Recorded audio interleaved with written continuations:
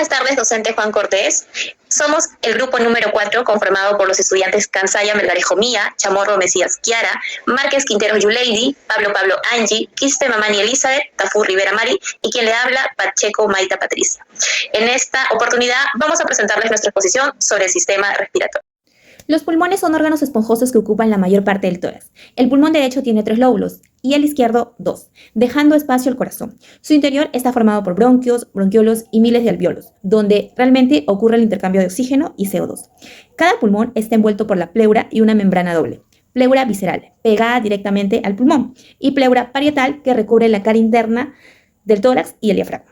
Entre ambas existe el espacio pleural, que contiene el líquido pleural o una lipoproteína fina que permite el deslizamiento sin fricción y mantiene el pulmón adherido al movimiento del tórax.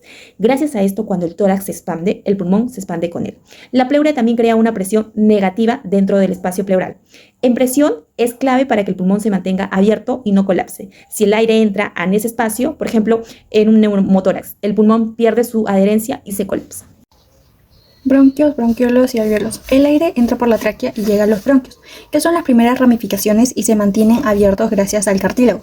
Desde allí pasa a los bronquiolos, más pequeños sin cartílago pero con músculo liso, capaces de contraerse o dilatarse para regular la resistencia y la cantidad de aire que llega. Finalmente alcanza los alvéolos, pequeños sacos rodeados de capilares donde ocurre el intercambio gaseoso, oxígeno hacia la sangre y dióxido de carbono hacia el aire. En los alvéolos existen 2 tipos de células esenciales. Los neumocitos tipo 1, que son planas y delgadas, cubren la mayor parte de la superficie y permiten la difusión rápida de gases. Los neumocitos tipo 2, que producen surfactante pulmonar, que disminuye la tensión superficial y evita el colapso alveolar. Además, pueden regenerar a las tipo 1 cuando hay daño. La membrana respiratoria, formada por el epitelio alveolar, membrana basal y endotelio capilar, es ultradelgada, de apenas un medio micrómetro, lo que facilita la difusión rápida de oxígeno y dióxido de carbono, según la ley de Fick. En conclusión, bronquios conducen, bronquiolos regulan y los alvéolos con sus células y membrana respiratoria realizan el intercambio que sostiene la vida. En la zona de conducción tenemos que tiene la función de facilitar la entrada y salida del aire para poder eliminar patógenos y bacterias que puedan estar entrando en el aire. Es decir, limpian, calientan y humedecen el aire. Pertenece al espacio muerto anatómico porque no participan en el intercambio gaseoso, pero no quiere decir que estén dentro de este intercambio gaseoso, ya que para que ocurra el intercambio gaseoso en los alvéolos necesitan pasar el aire por esta zona de conducción. El espacio muerto anatómico es el volumen que se queda en las vías respiratorias, es decir, el aire que entra pero no llega a los alvéolos. Además, permite que llegue el aire adecuadamente, en buenas condiciones, y conforma el 30% del volumen normal. Dentro de las estructuras de las que pertenece la zona de conducción tenemos a la nariz y cavidad nasal, la faringe, la laringe, la tráquea, los bronquios principales, ovulares y segmentarios. Y también tenemos a los bronquios y bronquios terminales. Pasa a la siguiente diapositiva. En la zona de respiración, aquí se realiza el intercambio gaseoso entre el aire y la sangre. Esto quiere decir que el aire, el oxígeno, pasa a la sangre y el dióxido de carbono sale al exterior mediante la exhalación. Entre las estructuras tenemos a los bronquiolos respiratorios, a los conductos alveolares, los sacos alveolares y los alvéolos. Siguiendo con la exposición tenemos al surfactante pulmonar, que es un complejo lipoproteico que recubre los alvéolos, disminuyendo la tensión superficial, que esto va a evitar que colapse. Tenemos a la deficiencia, que es causada por un síndrome llamado síndrome de dificultad respiratoria, SDR. El surfactante se divide en 2, es el sintético y el natural.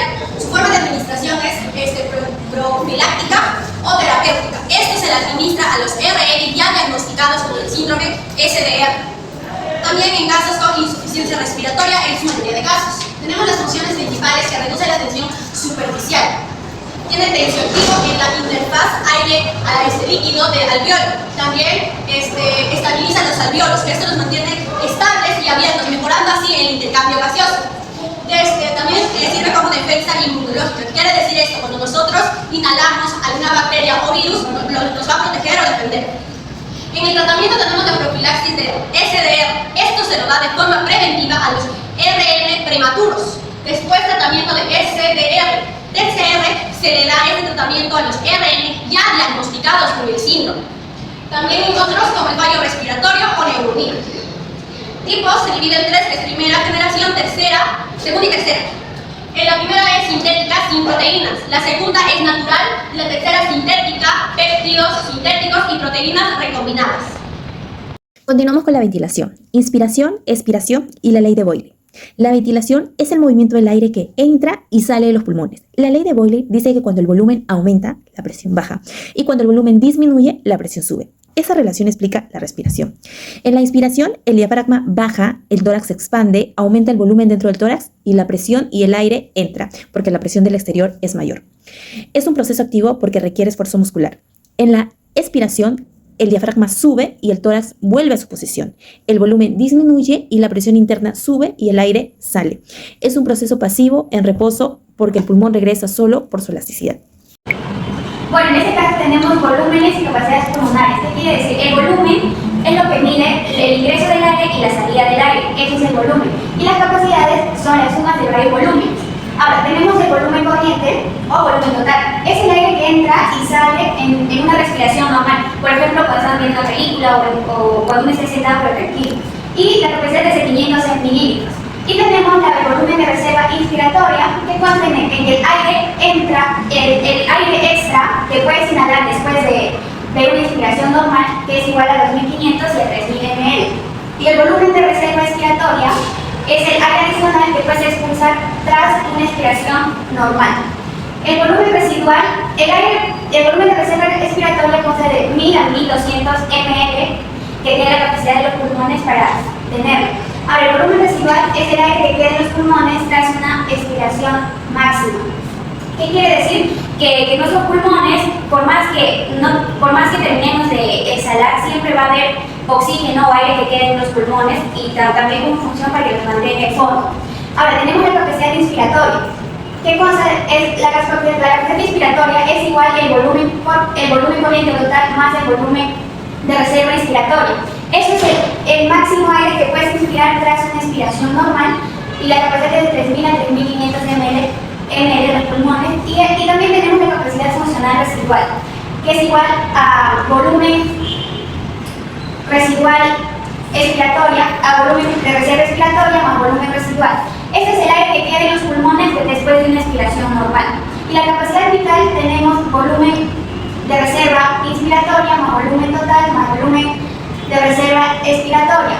Este es todo el aire que tú puedes expulsar después de una inhalación máxima. ¿Qué quiere decir? Por ejemplo, inhalas profundo y luego exhalas todo. Eso pasa en esa capacidad. Y la capacidad pulmonar total es igual a la capacidad vital más el volumen residual. Esa es la máxima cantidad de aire que los pulmones pueden contener y consta de 600 ml. Continuamos con el transporte de gases. Como sabemos, el transporte de gases depende mucho de la hemoglobina. Y en los pulmones, donde el PO2 es alta, la hemoglobina toma oxígeno. Y en los tejidos, donde es bajo, los libera, libera oxígeno. Ahora pasamos con el CO2. Este CO2 viaja disuelto con carbonato o también unido a la hemoglobina. Y sus pasos también dependen del PCO2. Y en los tejidos, donde es alta, el CO2 entra en la sangre. Pero en los pulmones, donde es baja, los elimina. O sea, sale del cuerpo al exhalar. Y por último también está el pH. Este pH también influye mucho, ya que cuando baja la hemoglobina suelta más oxígeno y cuando sube la capta mejor, ¿no? O sea, capta mejor oxígeno a los pulmones. A continuación está el control nervioso de la respiración. La respiración va a ser un proceso automático controlado por el sistema nervioso que se va a modificar de manera voluntaria gracias a nosotros en actividades como hablar, cantar o aguantar la respiración. Gracias a ello, las interacciones de centros nerviosos del tronco encefálico, corteza cerebral y los receptores sensoriales. Primer punto tenemos el centro respiratorio del tronco encefálico, que va a regular y generar el ritmo respiratorio. Está el bulbo raquídeo, que es la estructura principal de control automático, que está dividido en dos, el grupo respiratorio dorsal y el grupo respiratorio ventral. El dorsal va a generar ritmos básicos en la inspiración, enviando impulsos al diafragma y a los músculos intercostales externos, determinando la frecuencia y la profundidad. Luego está el grupo respiratorio ventral, que se va a activar en casos de ejercicio o en situaciones de estrés, necesitando así más intensidad. Está también la protuberancia, que va a modular el ritmo creado por el bulbo. Este tiene dos áreas. Bueno, un área en sí. El área se llama el área de Continas. que se va a dividir en centro neumotáxico y el centro amniótico. El centro neumotáxico va a evitar que los pulmones se llenen en exceso, inhibiendo la inspiración, y así que la respiración sea más rápida y superficial. En cambio, el centro amniótico va a ser el antagonista del neumotáxico, que va a estimular la inspiración volviéndolo más profundo. Luego está el control voluntario de la respiración, que va a provenir de la corteza cerebral y la va a enviar señales directas a los músculos respiratorios, permitiendo así el hablar, cantar, soplar y aguantar la respiración. Después, como último punto, tenemos los receptores que van a modular la respiración. Estos van a enviar información a través de los sensores químicos y mecánicos para los ritmos respiratorios.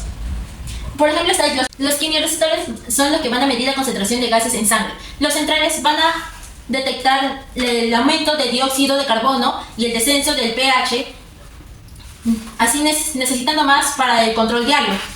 Y los periféricos van a determinar la presión parcial del oxígeno o el PO2, activándose en situaciones de anemia severa, asma o altura. Y si baja el oxígeno, va a aumentar la ventilación. Eso sería todo. Muchas gracias.